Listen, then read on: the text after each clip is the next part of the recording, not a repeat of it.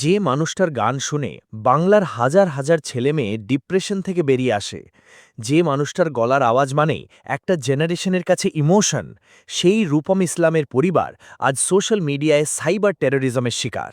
হ্যাঁ, কথা বলছি রূপম ইসলামের স্ত্রী রূপসা দাশগুপ্তকে নিয়ে।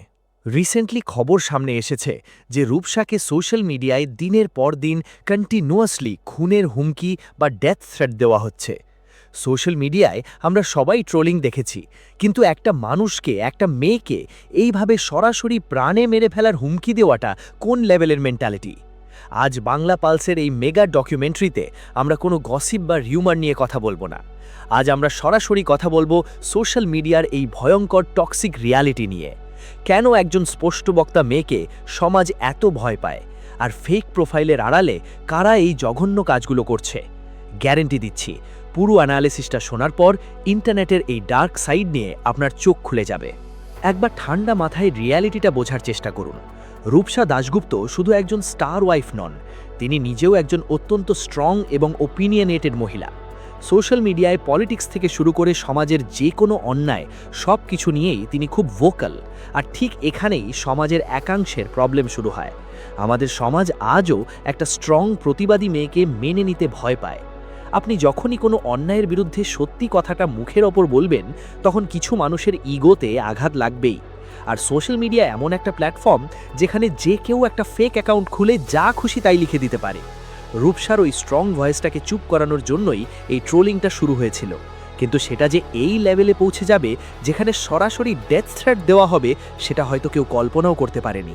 বস, এই ডেথ থ্রেটের পেছনের সাইবার ক্রিমিনালদের সাইকোলজি আর রূপসার এই সাহসিকতার গল্পটা শেয়ার করার আগে আপনাদের কাছে আমার একটা ছোট্ট রিকোয়েস্ট আছে। ইউটিউবের অ্যানালিটিক্স আমাকে দেখাচ্ছে আপনাদের মধ্যে প্রায় ৮০% মানুষ রেগুলার আমাদের এই হার্ড হিটিং রিয়েল স্টোরিগুলো পুরোটা দেখেন, গ্ল্যামর ওয়ার্ল্ডের পেছনে সত্যিটা জানতে চান, কিন্তু চ্যানেলটা সাবস্ক্রাইব করেন না। এটা কিন্তু একদম ফেয়ার নয়। আপনাদের এই একটা সাবস্ক্রাইব আর ভিডিওতে একটা লাইক আমাদের এই রকম জেনুইন ইনসাইড স্টোরিগুলো ফেক নিউজের ভিড় থেকে বের করে আনার জন্য মারাত্মক এনার্জি দেয়। তাই প্লিজ এখনই ভিডিওটা পজ করে সাবস্ক্রাইব বাটনটা দাবিয়ে দিন। করে দিয়েছেন? Thank you. চলুন ফিরে যাই আসল রিয়ালিটিতে। যারা এই ডেথ থ্রেটগুলো দেয় তাদের সাইকোলজিটা কি জানেন? এরা রিয়েল লাইফে চরম লেভেলের কাপুরুষ। সামনাসামনি দাঁড়িয়ে কথা বলার সাহস এদের নেই, তাই এরা ইন্টারনেটের ওই অ্যাননিমিটি বা নাম না জানা ফেক প্রোফাইলের আড়ালে লুকিয়ে থাকে।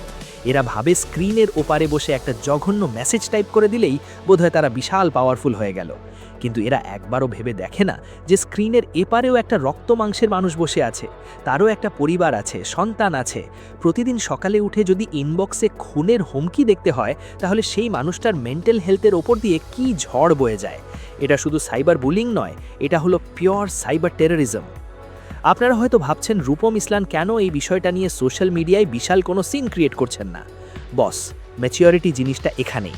সোশ্যাল মিডিয়ায় চেঁচামেচি করে এই ফেক প্রোফাইলগুলোকে অ্যাটেনশন দেওয়ার কোনো মানেই হয় না। রূপসা এবং রূপম দুজনেই যথেষ্ট প্র্যাকটিক্যাল মানুষ। এই ধরনের ক্রিটিক্যাল সিচুয়েশনে সোশ্যাল মিডিয়ার থেকে বেশি দরকার হলো লিগ্যাল অ্যাকশন বা সাইবার ক্রাইম সেলের সাহায্য নেওয়া। আজকাল ইন্টারনেট এতটাই অ্যাডভান্সড যে ফেক আইপি অ্যাড্রেস ট্র্যাক করে এই কালপ্রেটগুলোকে খুঁজে বের করাটা পুলিশের কাছে খুব একটা কঠিন কাজ নয়। যারা ভাবছে ফেক প্রোফাইল বানিয়ে তারা চিরকাল বেঁচে যাবে, তাদের খুব তাড়াতাড়ি রিয়ালিটি চেক হতে চলেছে। বস, সোশ্যাল মিডিয়াকে আমরা একটা হাতিয়ার বানিয়ে ফেলেছি, কিন্তু সেই হাতিয়ারটা আমরা কার উপর ব্যবহার করছি সেটা ভুলে গেছি। রূপসা দাশগুপ্ত প্রমাণ করে দিয়েছেন যে হাজারটা ডেথ থ্রেট এলেও তিনি তার সত্যি কথাটা বলা থেকে পিছিয়ে আসবেন না। আর ফ্যান হিসাবে আমাদের দায়িত্ব হলো এই টক্সিক কালচারটাকে সাপোর্ট না করে আর্টিস্টদের পাশে দাঁড়ানো। আপনাদের কি মনে হয় সোশ্যাল মিডিয়ায় এই ফেক প্রোফাইল বানিয়ে ডেথ থ্রেট দেওয়ার কালচারটাকে কিভাবে বন্ধ করা উচিত? রূপসার এই স্ট্রং মাইন্ডসেটকে আপনারা কিভাবে দেখছেন? নিচে কমেন্ট করে আপনাদের জেনুইন মতামত অবশ্যই জানান। আমি প্রত্যেকটা কমেন্ট পড়ি। আর ভিডিওটি ইনফরমেটিভ লাগলে শেয়ার করুন। টলিউড এবং সমাজের রিয়েল স্টোরিগুলো সবার আগে জেনুইনভাবে জানতে সাবস্ক্রাইব করুন বাংলা পালস। ভালো থাকবেন আর ইন্টারনেটে পজিটিভিটি ছড়াতে শিখবেন।